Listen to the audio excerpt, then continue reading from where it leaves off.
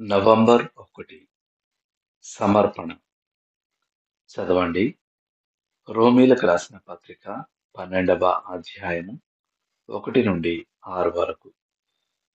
సహోదరులారా, పరిశుద్ధమును దేవునికి అనుకూలమునైన సజీవ యాగముగా మీ శరీరములను ఆయనకు సమర్పించుకొనుడి. రోమా 12:1. దేహాన్ని మనసు నియంత్రిస్తుంది, మరి మనసును చిత్తం నియంత్రిస్తుంది. చాలామంది తమను తాము మరియు తమ జీవితాల్ని కేవలం సంకల్ప బలంతో నియంత్రించవచ్చని అనుకుంటారు.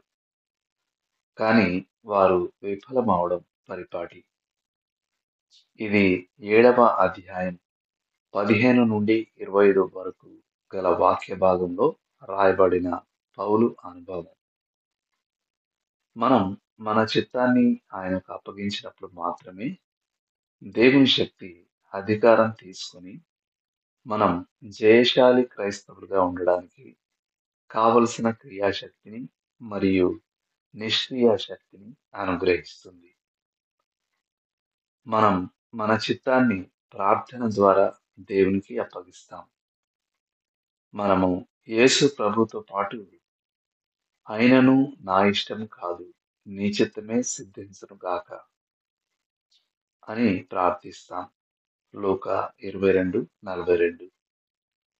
మనం ప్రతి విషయం గురించి ప్రార్థించి తీరాలి మరియు ప్రతి విషయంలో దేవుణ్ణి తన ఇష్ట ప్రకారం చేయనివ్వాలి. చాలా సంవత్సరాలు నేను ప్రతి దినాన్ని నా దేహాన్ని ప్రభువుకు సమర్పించి ప్రారంభించడానికి ప్రయత్నించాను.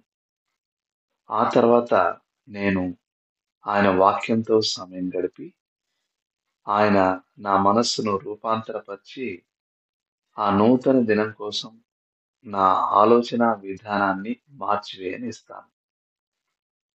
ఆ తర్వాత ఆ దినపు నా ప్రణాళికల్ని ఆయనకు అప్పగించి ఆయన శ్రేష్టమని తలంచిన కార్యం చేయనిస్తాను. నేను ప్రత్యేకించి నన్ను కలవరపెట్టే లేదా తొందరపెట్టే పనుల గురించి ప్రార్థిస్తాను. ఆయన ఎల్లప్పుడూ నేను వాటిని పూర్తి చేసేలా చేస్తాడు. మనం దేవునితో సరైన సంబంధం కలిగి ఉండాలంటే మన దేహం, మనస్సు మరియు చిత్తాన్ని ఆయనకు సమర్పించి మన దినాన్ని ప్రారంభించాలి. లోతుగా ఆలోచించాల్సిన విషయం. ఏ ఏ విధాలుగా మీరు మీ దేహాన్ని, మనసును మరియు చిత్తాన్ని దేవునికి సమర్పిస్తారు? ఎలా మీరు ప్రతి సందర్భంలో ఇంకా పూర్తిగా సమర్పించుకోగలరు? దేవుడు మిమ్మును దీవించును గాక. ఆమేన్.